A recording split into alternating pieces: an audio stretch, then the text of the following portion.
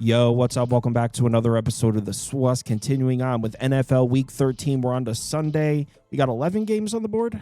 Yes, 11 games on the board. Let's get into it.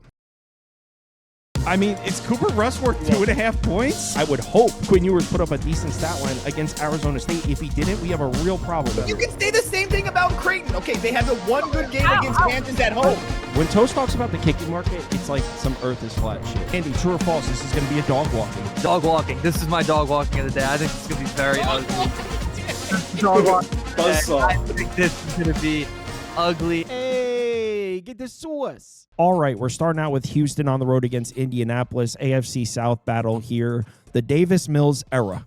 3-0. Davis Mills goes undefeated in the 3 games he started. Didn't always look pretty, but they managed to get the W in all 3 of these games. They actually moved to 6-5. The Houston Texans are above 500 for the first time this season. So shout out to Davis Mills there. Unfortunately, well, I shouldn't say unfortunately, the Davis Mills era is coming to a close, though. As I'm sure you've heard, C.J. Stroud back in the lineup here. Outside of him, rest of the Houston offense is in good shape. Colts defense is in good shape as well, with the exception of DeForest Buckner, which is a huge missing piece. Outside of him, though, the Colts defense is in good shape. In terms of this rivalry, Houston's gotten the better of Indianapolis. They're 4-1-1 in the last 3 seasons against the Colts, 3-3 against the spread. I think we could probably toss this out. This year's Colts team is slightly different than the Colts teams of the last few years. This is a huge game for both sides. Colts sitting on top of the division right now at 8-3. Houston at 6-5, and this is crazy. If Houston wins this game, they're 1 game out of the division. If Houston wins this game, they're 1 game out of the division, which is crazy to think about because the Texans, when C.J. Stroud got hurt, they were at 3-5, and I think a lot of people were thinking the season might be over for Houston. Now they're 1 win away from being right in the division mix and right in the wild card mix. So huge game here for both teams. So do we think Houston can pull this upset off here? Well, you already know if you subscribe to this channel. I've probably talked about it hundreds of times. I don't trust C.J. Stroud nearly as much on the road. He's been much better at home in Houston all year. So Houston's offense, not typically a unit I like to believe in on the road. On the season, they're 28th in success rate, 25th in EPA per play. Colts defense hasn't been anything special either. They're 24th and 11th.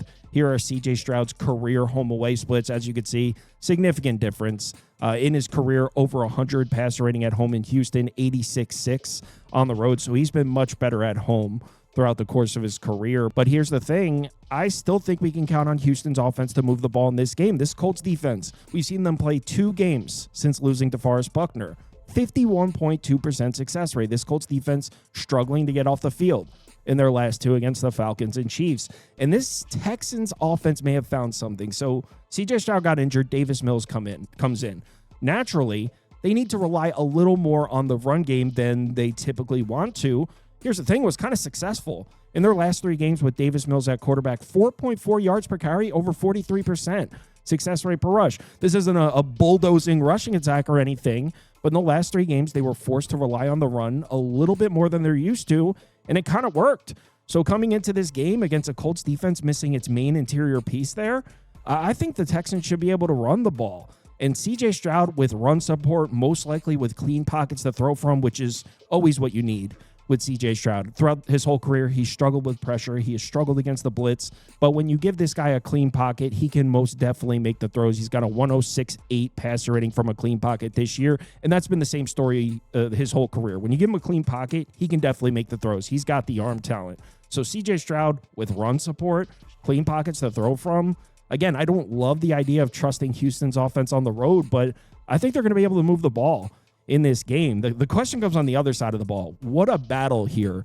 Colts offense, 2nd in success rate, 1st in EPA per play. The Texans defense, 3rd in success rate, 2nd in EPA per play. And check this out.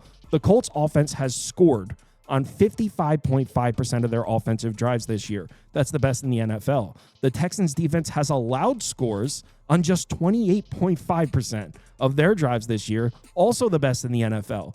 We very well may be watching the best offense against the best defense in this game. This should be a hell of a matchup on this side. And to make things even better, Both these units completely healthy, ready to go. Well, the Colts did just lose their wide receiver 4, but you know what's crazy? The Colts, outside of those top 3 receivers, Pittman, Downs, and Pierce, there's no other receiver on the roster that has more than, I think it's 7 targets on the year. So they only use 3 wide receivers anyway, but Doolin, their 4th wide receiver, I think he plays on special teams. He's out. Other than that, the Colts offense is completely good to go. And on the Houston side, still no Jimmy Ward. He's been out all year. They're getting Petrie back. So Houston's defense is in great shape as well. So on top of it being just an epic matchup on this side of the ball, both these units are in great shape health-wise. So you love to see it. This is going to be an awesome game here in the AFC South. Can the Colts run the ball on the Texans, right? That's the question. Can they run the ball? Can Jonathan Taylor get it going against this Houston defense? Based on what we've seen from Houston in the last 4 games, I'm not sure about that. In their last 4 games, they're allowing a 27.7% success rate per rush. That is absolutely elite. And look at the opponents. Denver's been running the ball this year. Jacksonville, top 10 rushing attack in the NFL this year. Buffalo, one of the most efficient rushing attacks in the NFL. And then you got Tennessee in there. But it's not like they've played teams that can't run the ball. Houston's seen teams, 3 of their last 4 games against teams that can run the ball, and nobody is having success running the football against this defense. And it's not like we can't even picture a world where Jonathan Taylor can't get it going. In fact, we've seen this Colts run game stifled in 2 of their last 3 games against the Steelers and against the Chiefs. That's 2 of their last 3 games. They averaged 3.5 yards per carry as a team, just 65 rushing yards per game. In their other 9 games, Jonathan Taylor has been a freight train, but it's not like we can't even fathom the idea of the Colts struggling to get the run going. We've seen it. So I think Houston's defense can keep Jonathan Taylor from beating him in this game. And as far as the matchup for Daniel Jones, well, we know he's going to have his hands full. Houston defense, as I'm sure you know, one of the best pass rushes in the NFL. And what makes it even more impressive, they do it while rarely blitzing. Actually, my numbers have them dead last in blitz rate. So they create a ton of pressure just with their front 4. Will Anderson on one side, Danielle Hunter on the other side. Both those guys have double-digit sacks on the year. We just saw Houston sack Josh Allen 8 times last week. We just saw the Atlanta Falcons sack Daniel Jones 7 times a couple weeks ago. And Daniel Jones, I mean, he really hasn't been playing that well recently. You look at his last 3 games, 87.8 passer rating. He doesn't look nearly as comfortable from a clean pocket. We're seeing him take sacks. We're seeing him turn the ball over. And that's another thing. Turnovers in this game. Houston's protected the football. I think they've only turned the ball over 4 times in their last 8 games. Don't quote me on that. I didn't write it down. But they've done a really good job protecting the football. Indianapolis hasn't. And this Houston defense has been excellent at forcing turnovers. So I think it's very likely Houston can win the turnover battle in this game. There was a 4.5 available earlier in the week. I'm pissed I didn't take it. I did bet the game, though. I'm on Houston at plus 3.5. I think this game closes at a flat 3. I think this one comes down to the wire. I truly think Houston's live to win it. So I did bet this one. I'm on Houston plus 3.5. Oh, and by the way, Houston's coming into this one on 3 days extra rest. They played on Thursday. So Houston's even coming into this one on extra rest. Yeah, like I said, I think it closes at a flat 3. Houston plus 3.5 for me. Arizona Cardinals are on the road in Tampa. I know you look at their last week game and it looks like, oh, they played a tough game against Jacksonville. And they did. It went to overtime. Jags won 27-24 in overtime. But you take into consideration that the Cardinals won the turnover battle in that game 4-0. It certainly doesn't look as impressive. In fact, it's a little bit concerning. How do you win the turnover battle 4-0 at home and not only lose, but you lose to the Jags? If you win the turnover battle 4-0 at home, you better win the game. And if you lose, it better be to Mahomes or Josh Allen. How do you lose to the Jags at home? Winning the turnover battle 4-0, that's definitely concerning. And when it comes to this Cardinals team right now, I just think they might be too injured to trust at this moment. Now, they might be getting Marvin Harrison Jr. back, which would be huge. But the offensive line, still no Jonah Williams. I believe he's out for the year. No Will Hernandez for this one. And Kelvin Beachum, he's their 3rd tackle that's been starting in place of Jonah Williams. He might not play in this game as well. So they might have their 4th string offensive tackle starting on the offensive line here. They're also thin at guard, obviously, with no Will Hernandez. And this Bucs defense is actually getting healthier. It looks like Jamel Dean's on pace to come back for this one. Same goes for Hassan Reddick. So this Bucs defense is in great shape outside of Kancey, who's been out pretty much the entire season.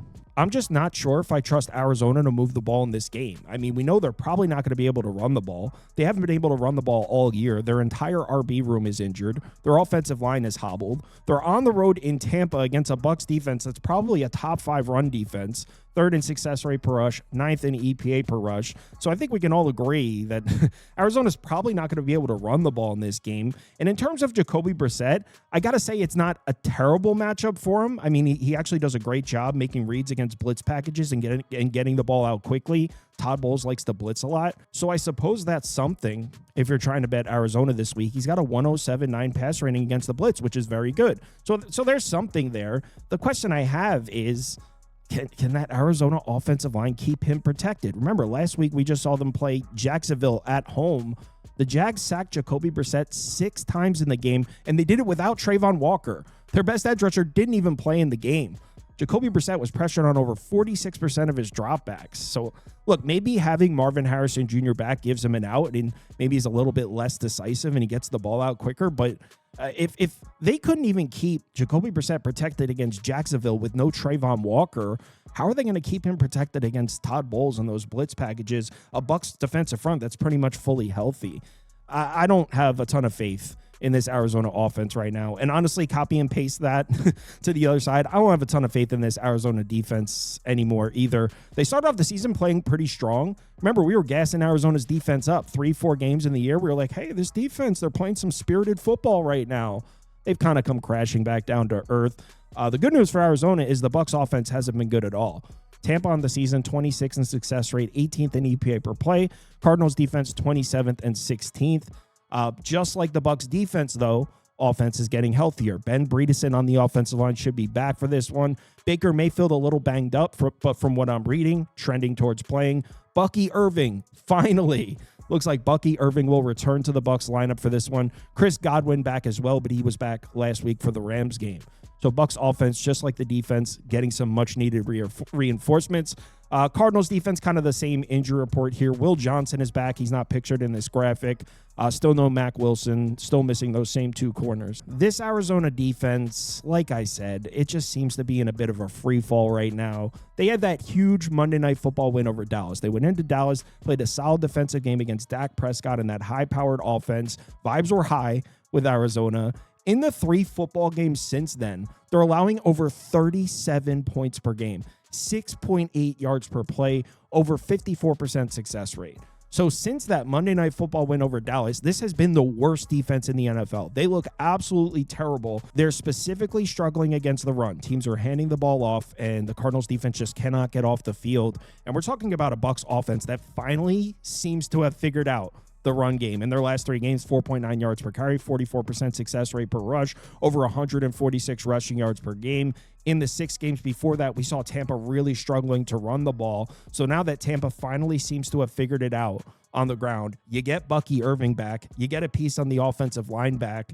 Tampa should have no problems running the football in this game. So Baker Mayfield should definitely have some run support in this game. He should also have clean pockets to throw from. We know this Arizona pass rush isn't anything crazy, so he should also have clean pockets to throw from. It's also a good matchup for Baker Mayfield in terms of coverage. Arizona runs a lot of 2 high safeties, a lot of cover 4. The Cardinals actually lead the NFL in cover 4 frequency. So no one runs cover 4 more than the Arizona Cardinals. Baker Mayfield happens to be one of the best quarterbacks in the NFL throwing against cover 4. I didn't write it down. He's got like a 112 passer rating against cover 4. So in addition to having run support, in addition to having clean pockets, in addition to having Bucky Irving and Godwin back, it's also a good matchup for Baker Mayfield in terms of the coverage. So on paper, this is a really nice looking matchup for the Bucs on both sides of the ball, if you ask me. Other than Jacoby Brissett against the blitz, everything else, I believe is a favorable matchup for Tampa Bay. And we might be looking at the ultimate buy low spot on this Bucs team. I mean, look at their schedule since week 4. They played the Philadelphia Eagles, which came down to the wire. They went to Seattle and won. Seattle, one of the best teams in the NFC. Then they played San Francisco and won. Then they went to Detroit, going to the Lions. Then they played the Saints and they won 23-3. Then they played the Patriots, who have the best record in the NFL. By the way, they almost won that game as well. Then they went to Buffalo, one of the best teams in the AFC. And then they went to LA to play the Rams, one of the best teams in the NFC. So this team has been through the absolute gauntlet. The winnable games on their schedule, they've won. I think this is the ultimate buy low spot for the Bucs. I think this number should be closer to 5.5, 6. So it's Tampa for me. The reason I haven't placed this bet is Baker Mayfield's injury. So from what I'm reading, he's on track to play, but apparently he's in a lot of pain, and I'd be so pissed if I bet Bucks minus 3.5. Baker Mayfield leaves the game in the first quarter. I'd be so pissed. So I'm worried about Baker Mayfield's injury. Like I said, he's on track to play, but I'm reading that he's in a lot of pain. So give me Bucks minus 3.5. I didn't place it because I'm a little worried about Baker's health, but it would only be Tampa for me. If Baker plays and is 100%, I believe they win comfortably. Another AFC South battle here. Jacksonville's on the road in Tennessee. And these two teams, so both of their final scores from last week are a little bit misleading. So Jacksonville, you look at the final score, they won 27-24 in overtime against Arizona. We were just talking about it. They were considerably the better team. I mean, they lost the turnover battle 4-0 in that game. They turned the ball over 4 times and forced 0 turnovers and still won a road game. So Jacksonville was moving the ball pretty fluently. They were very clearly the better team against Arizona. So that final score, a little bit misleading due to the turnovers. And the Seattle-Tennessee game, that final score makes it look like that game was close. That game was not close. Seattle absolutely dominated that. So if you didn't watch the Seattle-Tennessee game, I rewatched the condensed version yesterday or a couple days ago. And Tennessee took the opening kick, scripted the scripted drive. They drove down the field and kicked the field goal, took a 3-0 lead. From that point on, for the next 2 quarters Seattle absolutely dominated this game. Now, they settled for field goals a few times. So the score was 23-3, when in reality, it could have been 35-3. They were absolutely dominating the game. Then the Titans got a punt return touchdown.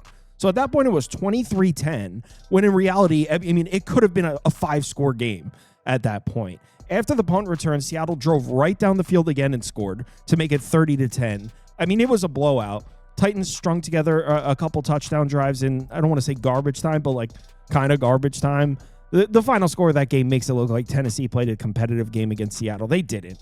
Seattle absolutely dominated them. So in terms of this matchup here against Jacksonville's offense, it doesn't exactly give me a ton of faith in Tennessee on the defensive side of the ball. I mean, they're a bit healthier, and I think they might be slightly better than these year-long numbers show, 22nd in success rate, 28th in EPA per play. But this Jacksonville offense has been running the ball pretty efficiently, and after seeing how effortlessly Seattle was moving the ball in the Titans, it's really hard to have faith in this Tennessee defense right now. Just to give you an idea of how effortlessly they were moving the ball here, Seattle's numbers from last week, they averaged 8 yards per play. Think about that. 8 yards per play, over 51% success rate. And if you're thinking, oh, well, it's Darnold and Smith and Jigba, they do that to everyone. No. Look at the rushing numbers. 6.1 yards per carry, 57.9% success rate per rush. That's beyond elite. So Seattle was running the ball effortlessly on Tennessee. Seattle hasn't really been able to run the ball well all year. So, I mean, Seattle's offense made Tennessee's defense look like a MAC defense, honestly. It's tough to have faith in this Tennessee offense right now. And this is a Tennessee defense right now, I'm sorry. And this is a Jacksonville offense that's getting healthier. Right tackle Anton Harrison back from injury. Now, they did just lose Macari, the right guard, but Cole Van Lanen, he's been starting at right tackle for Anton Harrison. He's actually been playing really well, according to his PFF grade. So he'll just slide over to right guard because he is actually a guard. So I'm not really worried about the offensive line. They're getting Harrison back. They're also getting Brian Thomas Jr. back. So this is a Jags offense that's healthier. And this is a Jags offense that's kind of been flying under the radar. This team's averaging over 30 points per game in their last 4. Now, the final score of a couple might be a little misleading, but Jacksonville's been moving the chains. Over 50% success rate in their last 4 games. So after seeing what Tennessee's defense looked like last week, I think the Jags are going to be able to run the ball. I even think Trevor Lawrence could have himself a decent game here. So, yeah, I think Jacksonville can move the ball in this one. I'm not even the biggest Jags guy. I think Jacksonville will move the ball in this game. Now, on the other side of the ball, we do have to give a little bit of credit to Cam Ward. He has looked a bit better. Looks like he is progressing. You know, it's his rookie year on one of the worst teams in the league. We got to cut him a little bit of slack. He is playing slightly better, but this is still one of the worst offenses in the NFL. I mean, I think they have passed the Saints. I'll probably put Tennessee and Cleveland a step above the Saints. The Saints offense is bad. So I think they have passed the Saints, but they're still one of the worst offenses in the NFL. We know they're probably not going to be able to run the ball in this game. Jacksonville's been a lead against the run all year. They're second in success rate per rush, 11th in EPA per rush. There was a couple game stretch there where they struggled a little bit, but that was when Devin Lloyd was injured. Since he came back from injury, this defense has been great up front. So pretty confident in saying Tennessee's going to struggle to run the ball in this game, especially considering their offensive line is now hobbled. Their center, Cushenberry, this is a new injury. He just got hurt last week. He's been ruled out. Dan Moore, their left tackle, he also just got hurt last week. He might not play in this game. So I don't know where the Titans might be missing 2 starters on the offensive line. Obviously, there's no Calvin Ridley. Is he out for the year? I'm pretty sure he's out for the year. Don't quote me on that. I'm pretty sure he's out for the year. He's not playing in this game. I know that. So on top of Jacksonville playing great defense against the run, the Titans' offensive line is now hobbled. So I don't think we can count on the Titans to run the ball in this game. Now, the Jacksonville defense is still missing Trayvon Walker, which is huge, but let's give them a little bit of credit. They dominated the injured Cardinals offensive line last week without Trayvon Walker. They still sacked Jacoby Brissett 6 times in the game. They pressured him on almost 47% of his dropbacks. So even without Trayvon Walker, the Jags were able to exploit an injured Cardinals offensive line. This is an injured Titans offensive line, so I'm sure Jacksonville should be able to generate pressure on Cam Ward. They're also probably going to send a lot of blitz packages at him, and Cam Ward, 57.2 passer rating against the blitz, 50.7 passer rating under pressure. I think the Jags pass rush, that is one of the strengths of the team. Well, actually, without Trayvon Walker, maybe not so, but they should be able to generate pressure on Cam Ward. And yeah, I think Jacksonville's the considerably better team. In fact, Jacksonville, despite having an inflated record, what are they, 7-4? I mean, they're probably not that good, but I still think they're a little underrated. And another thing I forgot to add, Cam Ward's done a great job protecting the football. The Titans haven't turned it over much in the last couple of games. I'm not saying they're due for a turnover, but I'm saying the level we've seen the Titans play at the last couple of games, that's what it looks like when they don't turn the ball over. So if they do turn the ball over a time or two, it could look significantly worse. So I think it should be 7, or I would probably make this game 7. So anything under 7 would be Jacksonville, but I didn't bet this one. We got the Rams on the road against Carolina. So this Rams team had huge back-to-back division wins, a 42-26 win over the 49ers, then a huge 21-19 win over the Seahawks in what was one of the games of the year in the NFC. And we were wondering if they were going to come out flat after those huge division wins. They had a home game against the Bucs, an injured Bucs team. We were wondering if the Rams were going to come out flat in that game. Obviously, that wasn't the case. They beat the Bucs pretty handily. 34-7 was the final score. Now they fly across the country to the East Coast to play a Carolina team that's really right in the mix of things, sitting at 6-6, just a half game back of the Bucs in the NFC South. So not exactly a cakewalk here for the Rams. They're on the other side of the country against a 500 team, a team who's right in the playoff conversations. Unfortunately for Carolina, the injuries are just starting to add up here. Robert Hunt, the guard, he hasn't played all year, so that's not new. Cade Mays is out. And in addition to that, one of their guards, Savala, who's been seeing a lot of the field, he's out as well. And Brady Christensen is also out. So the center and the right guard position, they're going to have some series. I'm sure Corbett will play one of those spots, and there's going to be the fourth or fifth guard probably the fifth guard on the depth chart starting in this game. So the Carolina offensive line is dealing with some injuries, and it's the same story on the other side of the ball. The safety Morig, he is suspended. Jace Horn is out. Roseboom is out. Now, Trevin Wallace is back. So they got one of their linebackers back, but the other one is still out. Patrick Jones is still out as well. So significant injuries on both sides of the ball for Carolina. And this is a Rams team that's in really good shape. I mean, still no Havenstein on the offensive line, but Tutu Atwell is back. Other than that, Rams completely good to go on offense. And on the defensive side of the ball, they're getting Witherspoon back, the corner. Poona Ford on the defensive line is listed as questionable, but from what I'm reading, it looks like he is going to play.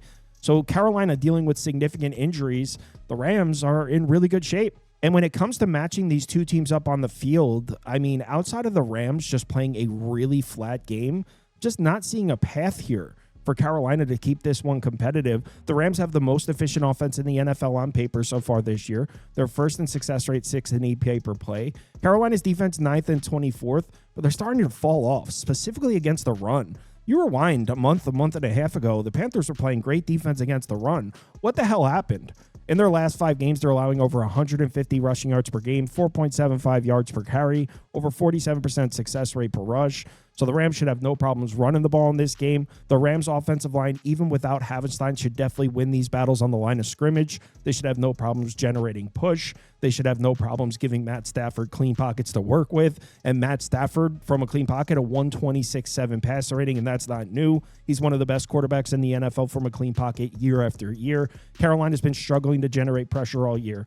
So the Rams should be able to run the ball. They should be able to protect Matt Stafford, who now has Tutu Atwell back, another weapon at his disposal. Yeah, I'm not seeing a path here to Carolina stopping the Rams offense. And on the other side of the ball, what exactly are we expecting the Panthers to do offensively in this one? They're 16th in success rate on the year, 26th in EPA per play. Rams also one of the most efficient defenses in the NFL this year. 8th in success rate, 1st in EPA per play. Remember about a month and a half ago when Rico Dowdle was ripping off big gains on the ground? Panthers had this physical downhill rushing attack. Yeah, I mean, that's long gone. In their last 3 games, they're averaging 3.5 yards per carry, 70 rushing yards per game, 26.2% success rate per rush. In fact, Rico Dowdle even posted something on his Instagram story, like a sick face, and there was talk that he's frustrated they didn't give him the ball much. I think he only had 6 carries in the game or something. So I'm sure Canales will get back to the run in this one, but the run really hasn't been there for Carolina. I'm sure the injuries to the offensive line has something to do with this. Now, one thing you might like for Carolina in this one is Bryce Young has actually done a really good job handling pressure so far this year. 78.7 pass rating under pressure, that's solid. So that's been the strength for Bryce Young. He's done a great job escaping pressure and making plays outside the pocket. So that's something against the Rams, who also have one of the best pass rushes in the NFL. So I guess that's something, but really tough to find a path here to the Panthers competing in this game. This Rams team looks like an absolute juggernaut on both sides of the ball. If you're really looking for a reason to back Carolina in this one, you could say it's the Rams on the East Coast. They've played most of their season on the West Coast. Obviously, it's the Rams. We've seen them come over to the East Coast 3 times. First one was against the Titans in Cam Ward's second start of his career. Second one was the Eagles. They lost that game. And then the most recent time they came to the East Coast was against Baltimore. Cooper Rush played in that game, and the Rams actually struggled a little bit. They were held to 17 points. I was on Rams -7, and I had to sweat that game. So the last time we saw the Rams come out to the East Coast, they played a very injured Baltimore team that was not playing well at the time, and they actually struggled a little bit. So I suppose there's something if you're trying to get to the Panthers. I mean, that's not enough for me, personally. I think the way to go here would probably be an under at 45.5. I mentioned that Canales openly spoke about abandoning the run, how he regrets abandoning the run. So I would imagine the Panthers stay diligent trying to run the ball, and I'm not sure how much success they'll have. So we should see the clock rolling a little bit. And honestly, I could see the Rams running the ball in this one as well. They're on the other side of the country, double-digit favorites against a team they should beat. I don't see any reason to come out here with risky play calling from McVay. So I think at least early in the game, we'll see a lot of running the ball.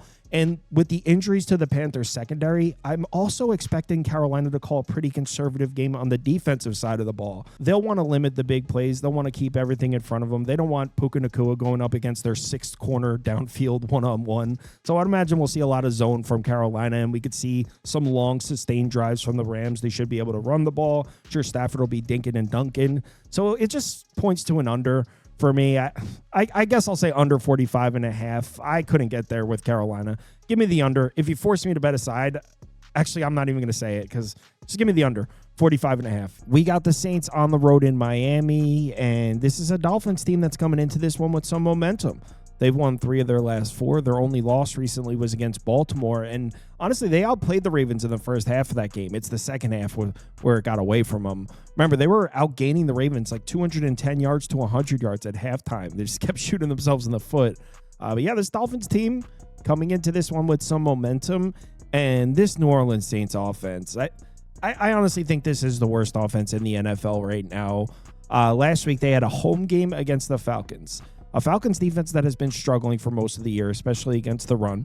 They were held to 10 points, 4.4 yards per play at home in the Superdome. 7 of their 10 points came on a pick 6. They went to the red zone 3 times and scored a combined 3 points. Their offense was held to 3 points in the game at home against the Falcons defense. And now with no Alvin Kamara, Kendre Miller's been out, so their RB room is slammed. There's still no Eric McCoy. They are getting Fuaga back on the offensive line. But remember, they traded Trevor Penning.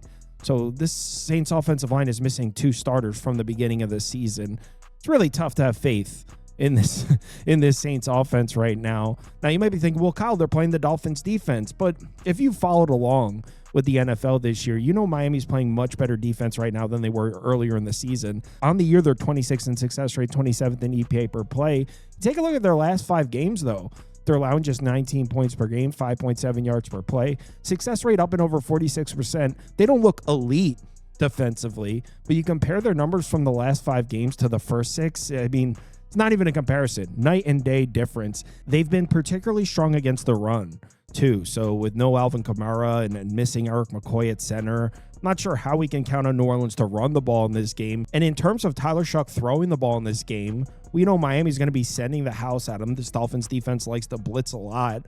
Tyler Shuck has really struggled against the blitz, 72-4 passer rating against the blitz so far this year. Really struggled with pressure. He's got a hobbled offensive or a limited offensive line in front of him, I should say. And what weapons does Tyler Shuck really have to work with here? Remember, there's no Kamara. Chris Olave is dealing with a back injury. We're not even sure if he's going to play in this game. Brandon Cooks is gone. Rashid Shaheed is gone. I mean, what weapons does Tyler Shuck even have to work with here? If you're a person that likes player props, I'm expecting a heavy workload for Devin Neal. So there's someone to consider. But yeah, it's tough to have faith in any aspect of this New Orleans offense right now. But on the other side of the ball, this is where I do think New Orleans can put up a fight. This Saints defense really isn't that bad. They're 21st in success rate, 18th in EPA per play. They're actually great against the run. This Saints defensive front seven has played really well, and they're pretty much fully healthy on this side of the ball. Julian Blackmon is out, but he's been out all year. Everyone in the front seven is completely healthy. And if you look at the Saints' numbers against the run in their last 4 games, they're holding opponents to 3.8 yards per carry, 38.3% success rate per rush. You got the Rams in there. You got the Falcons in there. You got the Bucks. The Panthers' run game has fallen off. But the Saints have been playing great defense against the run. New Orleans really might be equipped to keep Achane from killing him in this game. Now, Miami's offense is slightly healthier here. It looks like Austin Jackson finally back at right tackle. He got injured in week 1. So this is Austin Jackson's first game playing since early September. Not sure how effective will be in his first game back. But Darren Waller is also expected to be back. So Miami definitely healthier on the offensive side of the ball. I still think the Saints are able to keep Achane from killing him on the ground. Now, as far as Tua, we know he plays better at home in Miami. The Saints pass rush isn't very good, so you should have some clean pockets to work with. But this Saints defense does blitz a lot. And Tua has had problems with the blitz all year. 74-1 passer rating against the blitz, just 5.9 yards per pass attempt. Tua's really struggled against the blitz this year. Now, like I said, Miami's offense always plays better at home at Hard Rock. At home this year, they're averaging 6.6 yards per play, over 48% success rate, over 22 points per game compared to 5.1 and 41.3% on the road. So the offense definitely plays better at home. And also another thing for Miami's offense, I know the final score in their last game was 16-13 over Washington. The offense was much better than that. They averaged 6.7 yards per play in that game, over 58% success rate. So I know you look at that game and you think, Miami's offense was terrible. It's not really the case. They were moving the ball. So maybe I'm naive to think the Saints defense can hold Miami's offense in check. They are better at home, like I said. As far as betting this game, I guess I would consider an under, but 42.5 is a low number for Hard Rock. But I really don't trust this Saints offense at all. I guess I would lean Miami on a side. I don't know. This number's about perfect at 5.5. You put a gun to my head, force me to place a bet in the game. It'd be under 42.5. But the market seems to be on top of what I was thinking here. I like both defenses to play well, and they have it down at 42.5, which means the market's on top of it. So I guess lean under, but this is a tough one. Atlanta's on the road in MetLife, and the main question in this one is this Falcons run defense. Is it fixed? Because this Atlanta defense was getting run on for most of the year. Through the first 9 games, they were allowing 5.1 yards per carry, over 147 rush yards per game. They were struggling against the run this entire year. Then, the last 2 games against Carolina and New Orleans, they allowed just 2.8 yards per carry, 30.4% success rate per rush. So is this Falcons run defense fixed? Now, on one hand, you could say, hey, they played Carolina with an injured offensive line and the Saints. Saints can't run the ball at all. So you got to consider the opponents, and that makes sense. On the other hand, you could say, hey, Diablo's back, and this defense is a little bit healthier. Remember, Leonard Floyd was banged up. He is now back. Mike Hughes, the corner, was dealing with an injury. He is now back. Is there anyone else? I think there was someone else that was dealing with an injury as well. So on the other hand, you could say, hey, this Falcons defense is healthier. As far as my personal opinion, this is not a run defense I trust. And the reason this is so important, by the way, running the ball is the only thing the Jets offense does well. I know this graphic doesn't really show it. 16th in success rate per rush, 25th in EPA per rush. But this offense can run the ball. This offensive line has done a good job generating push this year.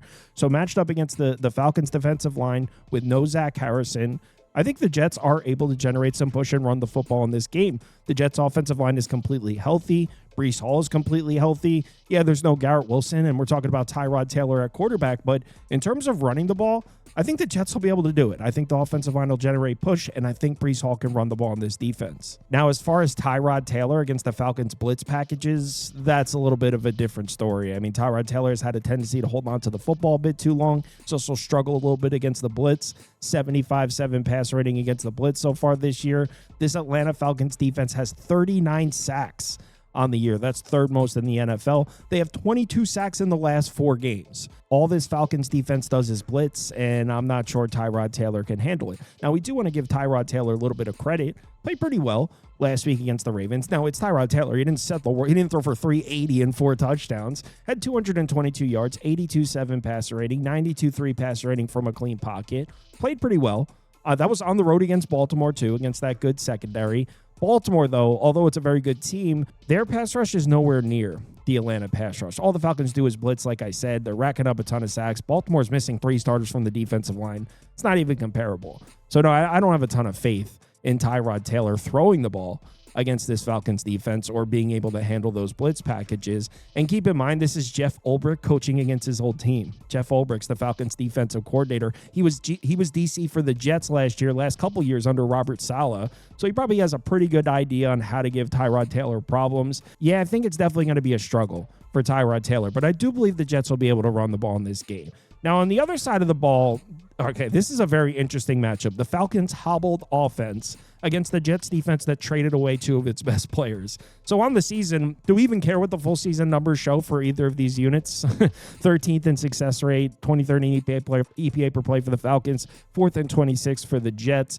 Obviously, there's no Michael Penix. There's no Drake London in this game. Falcons offensive line should be good to go, which is huge. And you know what? The Falcons have been running the ball. In their last 3 games, 4.6 yards per carry, over 47% success rate per rush, over 129 rushing yards per game in their last 3. That's huge because if Kirk Cousins doesn't have run support and he doesn't have play action to work out of, could be a potentially really ugly game for this Falcons offense. Here's the thing, though. The Jets have all their linebackers back. Quincy Williams is back. McCurry Ball is back. Both those guys were injured earlier in the season, missed a big chunk of this season. And you might be thinking, well, Kyle, who cares? It's the Jets.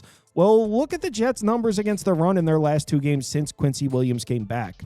They held New England and Baltimore to under 3 yards per carry, under 27% success rate per rush. Now, holding Baltimore's offense in check certainly looks less impressive now that we just saw Cincinnati do it on Thanksgiving night. But yes, since Quincy Williams came back, since McCurry Ball just came back for the last one, but since the Jets got healthier, they are defending the run. And remember, the Falcons have been running the ball the last 3 games. Let's not forget that they were really struggling to run the ball earlier in the year. On the road in MetLife, I'm not sure if I trust the Falcons offense to run the ball. And if the Falcons offense can't run the ball, what are we expecting them to do here? Let's give Kirk Cousins some credit. He did play a good game last week, 199 yards. He didn't drop back to pass a whole lot, but a 107 passer rating, handled the pressure well, didn't see a ton of it. That was on the road, indoors in the Superdome, against a Saints defense that doesn't generate any pressure. Not that the Jets pass rush is crazy, but did you see the weather report for this game? We're talking about cold-ass rain and wind, basically the exact opposite of indoors at the Superdome. And the Jets, like I said, the pass rush isn't anything special, but compared to the Saints, it's a step up in competition. So Kirk Cousins may have played well last week on the road in the Superdome. That was the most ideal condition for him. This is the complete opposite, and I'm not sure if the run's going to be there for the Falcons. I was already considering the Jets at 2.5. I had my finger on the trigger, and then earlier today moved up to 3, and I grabbed it. I'm on Jets plus 3. I mean, the Falcons were just 1.5-point underdogs last week to the Saints. Now they go into a more harsh environment against a team that I consider to be slightly better than the Saints in the Jets, and they're laying a full field goal on the road in worse conditions.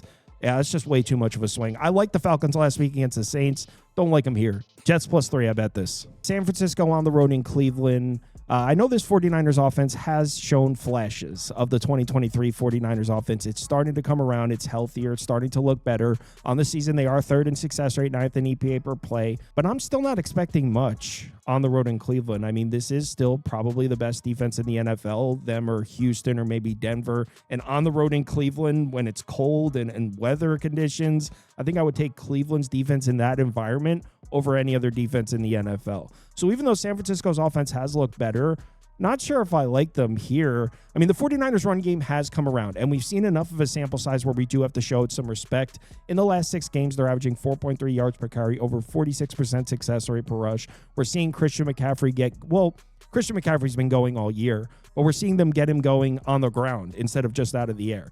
So the 49ers run game is coming around, but does that mean we trust them to go on the road to Cleveland in this weather and run the ball on the best run defense in the NFL? I'm not sure about that. Did you see the weather report? We're talking about freezing, sleet, snow, rain, 27-mile-an-hour winds. Are you crazy? What are we expecting the 49ers offense to do here in this weather? I very seriously doubt they're able to run the ball on Cleveland's defense in these types of conditions. And in terms of throwing the ball, you're going to drop Brock Purdy back to pass in this weather against this pass rush. Brock Purdy has a 44.7 passer rating under pressure this year. He struggled against the blitz in this weather. I mean, we just saw Brock Purdy throw 3 interceptions in the first half last week. That was at home against Carolina. You're going to drop him back to pass 35 times against Cleveland and 30-mile-an-hour winds and snow? Good luck with that. So, I mean, I don't know what the 49ers are going to do here offensively. They're going to try to run the ball. I don't think they're going to be able to do it. I don't think Brock Purdy's going to be able to do much. So, yeah, this is a really tough matchup for the 49ers offense. Now, on the other side of the ball, don't get me wrong. I don't know what Cleveland's going to do offensively either. This is still one of the worst offenses in the NFL. They played pretty well last week, but this is still definitely a very bad offense.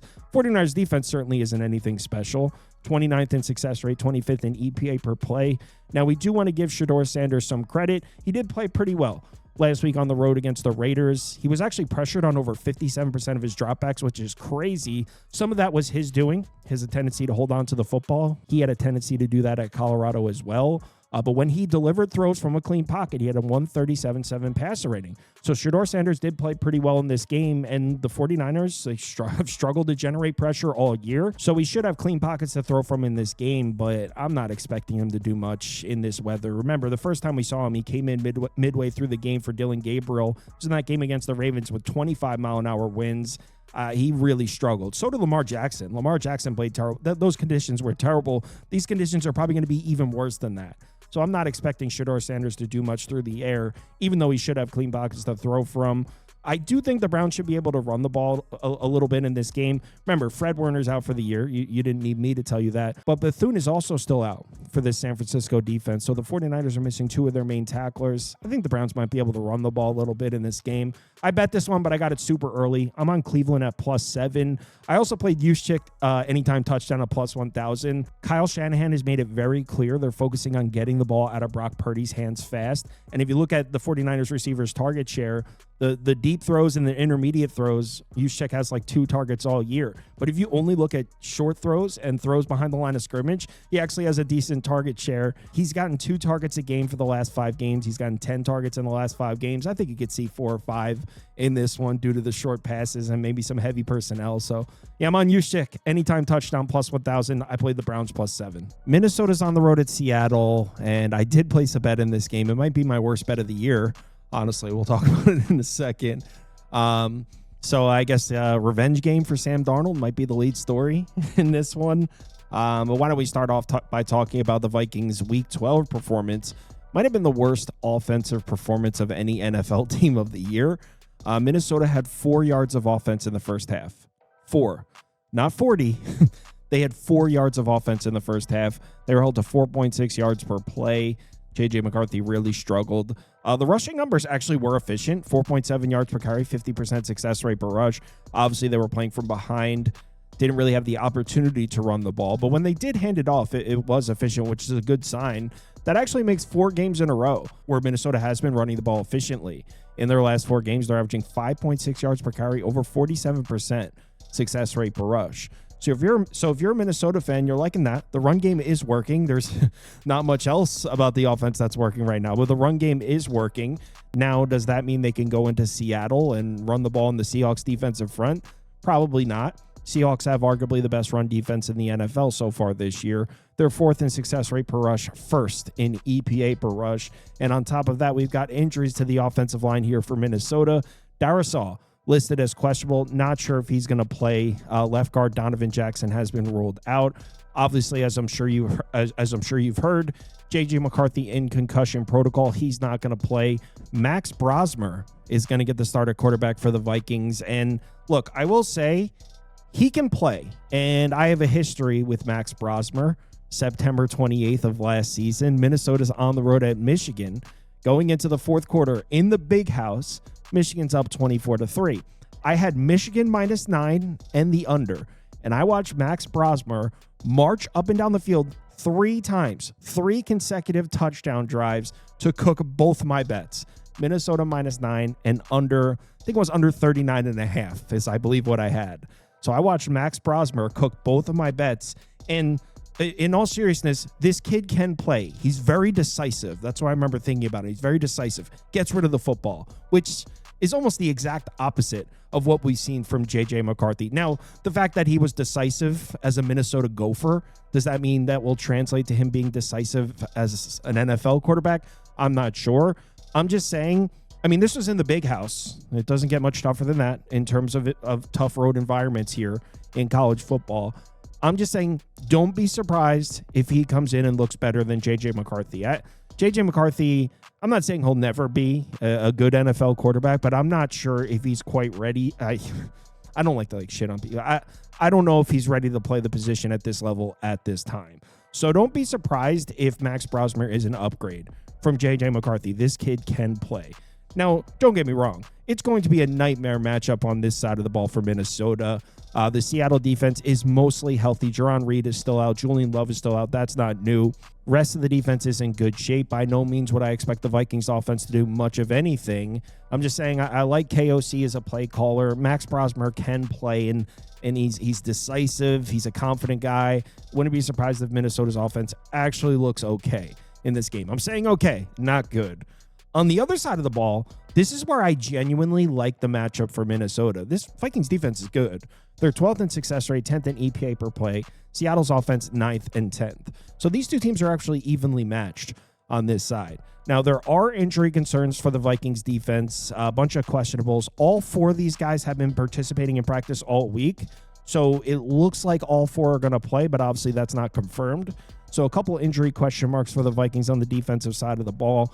Where I'm looking is right here. Nobody generates pressure like Brian Flores. 1st in blitz rate, 1st in pressure rate, 5th in time to pressure. And if there's one defensive coordinator in the NFL right now that you would trust to give Sam Darnold some problems, wouldn't it be Brian Flores? Darnold was the quarterback of the Vikings last year. So I think Brian Flores knows how to give Sam Darnold some problems. And you look at Sam Darnold's splits here against the blitz and under pressure. You notice they're starting to come down. When we were looking at this chart 3-4 weeks ago, this is like a 109, 107, green across the board. He's starting to struggle against the blitz, and he's starting to struggle under pressure. And what does this Vikings defense do? What has Brian Flores always done since the beginning of Brian Flores? Sends the house, and he lives in cover 2. It just so happens that Sam Darnold has not seen a ton of cover 2 this year. Just 25 pass attempts against cover 2 so far this year. No touchdowns, 2 interceptions, a 63.3 passer rating. So he's struggling against the blitz. Recently, he's struggling against the blitz. He's struggling under pressure. Doesn't have a ton of looks against cover 2 this year. He's thrown 2 picks and no touchdowns. I think Brian Flores is equipped to give Sam Darnold all kinds of problems. We've seen Sam Darnold play 3 games this year against elite pass rushes. 3 games against pass rushes that are on the level of the Minnesota Vikings. The Steelers, the Texans, the Rams.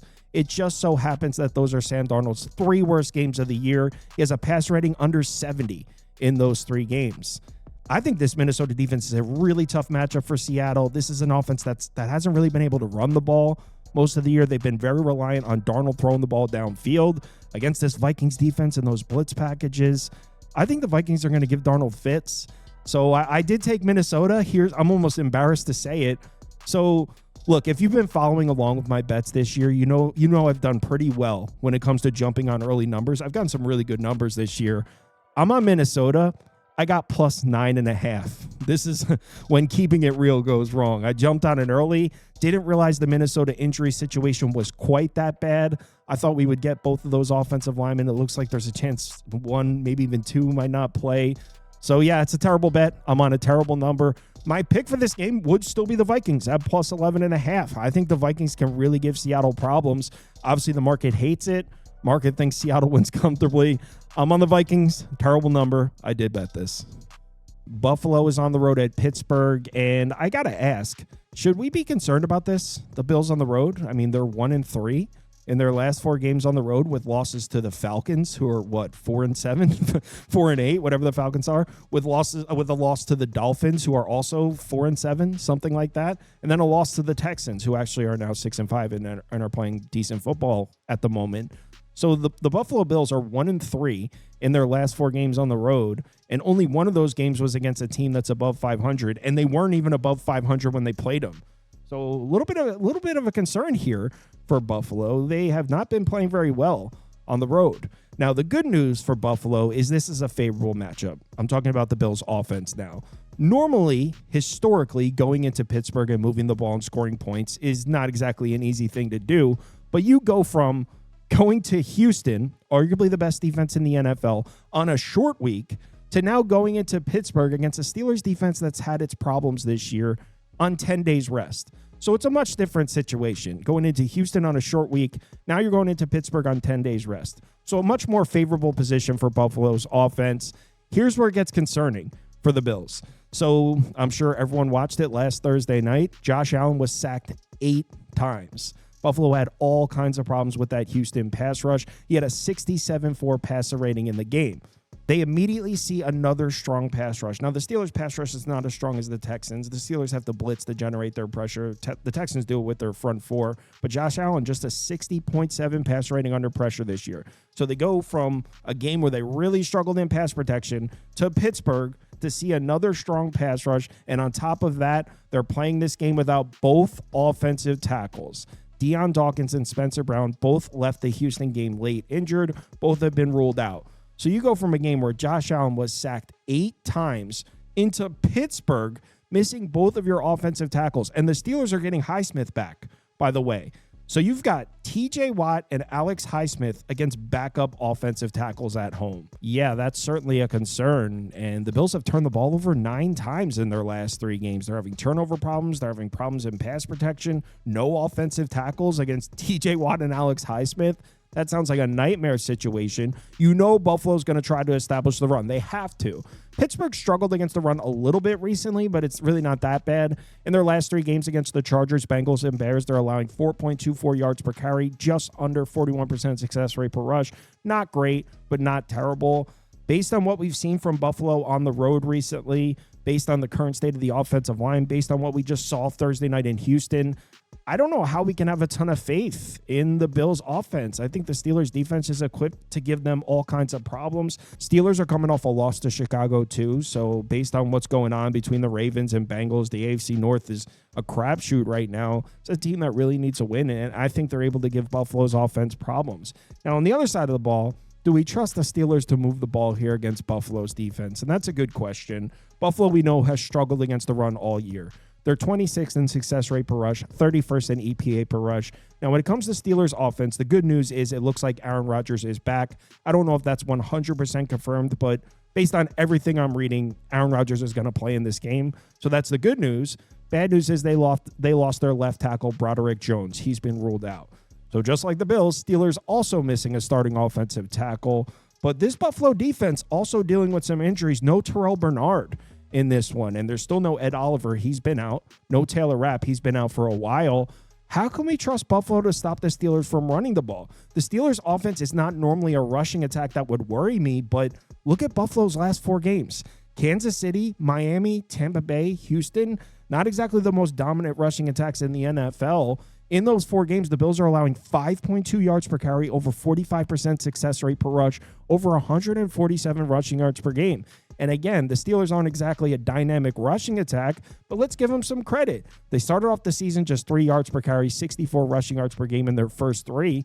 Since then, they've played 8 football games. They don't hand the ball off a lot. This is an offense that wants to throw the ball with Aaron Rodgers, but when they have handed it off, it's been efficient. 4.6 yards per carry, 44% success rate per rush in their last 8 games. So when the Steelers have handed the ball off, it's worked.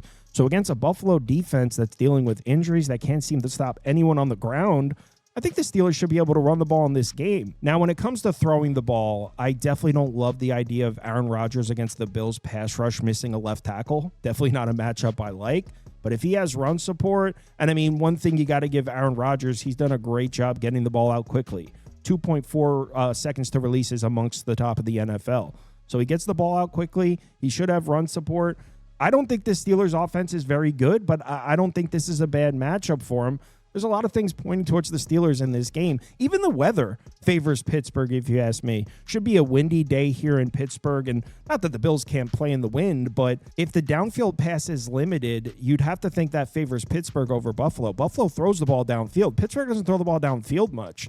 So if this is 15 to 20 mile an hour winds and the downfield passing is a little bit limited, I feel like that affects Buffalo's offense a little more than Pittsburgh's. So even the weather favors Pittsburgh a little bit. Now, Mike Tomlin has had problems with the Bills. He's just 1-4 in his last 5 games against Buffalo, 1-4 against the spread. But this year's Buffalo team on the road, it just flat out hasn't been very good this year. So there's so much pointing towards Pittsburgh, but the truth remains that I think Buffalo is just a much better team than Pittsburgh. So despite all those matchup advantages for the Steelers, I can't take Pittsburgh +3. I can't take it I would need 6.5 to take the Steelers in this one because I think the Bills are that much better and they're coming in on extra rest. I don't hate an under.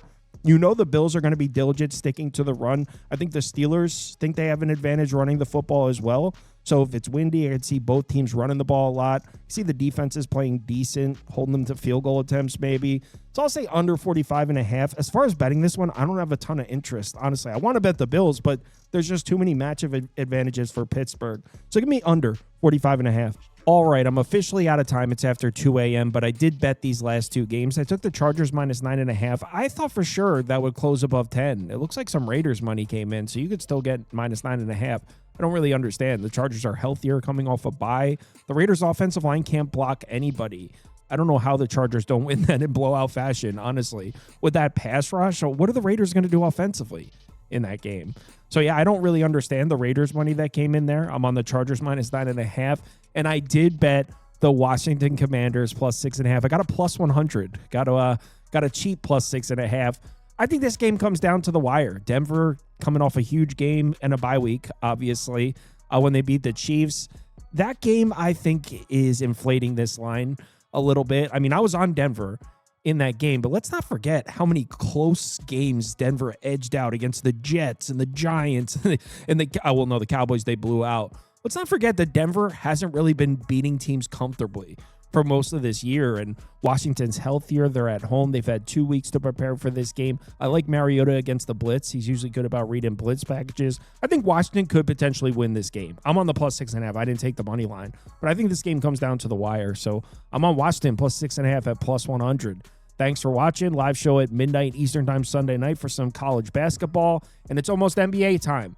Give me about 48 hours to get my spreadsheets running, and I'll start putting out daily NBA content. Everyone, let's have a great NFL Sunday. Remember to bet responsibly. See you all tomorrow.